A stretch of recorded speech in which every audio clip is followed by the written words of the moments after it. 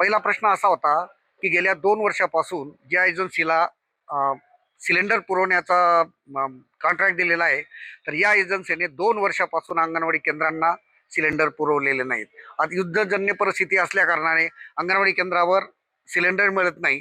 तर आम्ही माननीय मुख्य कार्यकारी साहेब यांना विनंती केली की करोनाच्या काळामध्ये जी परिस्थिती होती त्या परिस्थितीपर्यंत आम्हाला कच्चा आहार वाटप करण्याची परवानगी द्यावी व संबंधित एजन्सीवर कार्यवाही करावी जे सिलेंडर पुरवत नाही, आणि हा कॉन्ट्रॅक्ट दुसऱ्या एजन्सीला द्यावा. गेल्या 2 वर्षापासून अंगणवाडी कर्मचाऱ्यांचे प्रवास भत्ते थकीत आहेत. 28 लाख रुपये जिल्हा परिषदेला प्राप्त झाला आहेत. आम्हाला ताबडतोब थकीत प्रवास भत्ते दिले जावेत. नंबर 3, अंगणवाडी कर्मचाऱ्यांना मोबाईल रिचार्जचे पैसे आलेले आहेत गेल्या 3 ते 4 महिन्याचे, ते पैसेही आम्हाला ताबडतोब देण्यात यावे.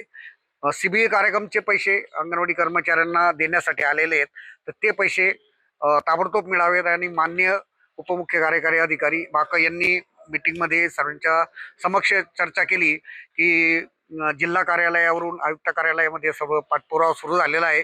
येत्या 8 दिवसामध्ये सर्व अंगणवाडी कर्मचाऱ्यांना पैसे मिळतील. आणि काही कोर्टाचे निर्णय आहेत, तर माननीय मुख्य कार्यकारी अधिकारी साहेब यांच्याकडे फाईल गेलेले आहेत.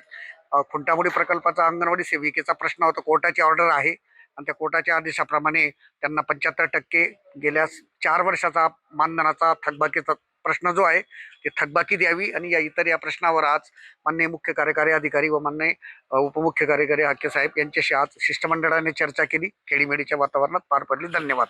नमस्कार. आज संघटनेच्या वतीने पैसाने भाऊंसोबत आमचे हे पूर्ण तालुका टीम प्रमुख आलेले होतो की आमच्याकडे आज भारतभरात बघता की आज सिलेंडरचा इतका मोठा प्रॉब्लेम झालेला आहे, पण अंगणवाडीमध्ये छोटे बालकं असतात, गरोदर माता असतात, यांना पोषण आहार द्यावा लागतो. आणि आज अंगणवाडी स्तरावर आमच्याकडे अजिबात सिलेंडर नसल्या कारणाने आम्हाला आमची एक स्वच्छ मत आहे की त्यांचा आहार त्यांच्यापर्यंत पोहोचवावा.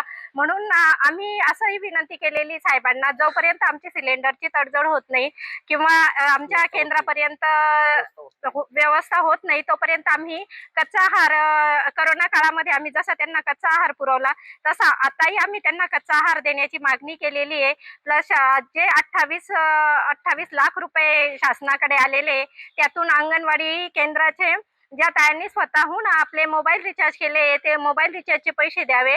आणि आम्ही गरोदर मातांसाठी बालकांसाठी जो CBA कार्यक्रम घेतो त्याचे पैसे आम्हाला पटकन वर्ग करावे आणि प्रोत्साहन भत्ता मिळावा. आणि आमचे जे TA बिल आहे मीटिंगला येण्या जाण्याचा, तो खर्च आम्हाला आमचा त्वरित अदा करावा अशी आमची शासनाकडे विनंती. आणि आमच्या ज्या मागण्या आहे सिलेंडरच्या बाबतीमध्ये, तर आमची जी एजन्सी आहे ती नंदुरबारला आहे आणि आमचे जे गावं आहे ते मोलगी आणि पिंपळखुटा प्रकल्प खूपच लांब आहे.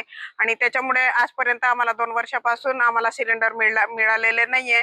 आणि आजच्या या काळामध्ये सिलेंडरचा मोठा तुटवडा असून आम्ही कशा प्रकारे आहार शिजवून लाभार्थ्यांना खाऊ घालणार आहे.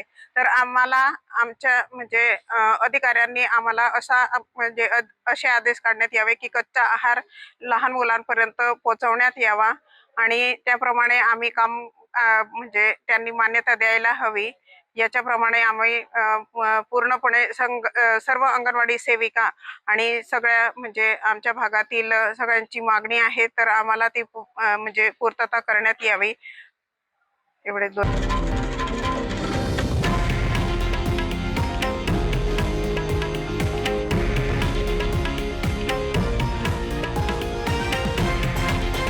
हे आहे देशातील नंबर 1 न्यूज नेटवर्क आणि आपण पाहत आहात TV9 मराठी, एकमेव.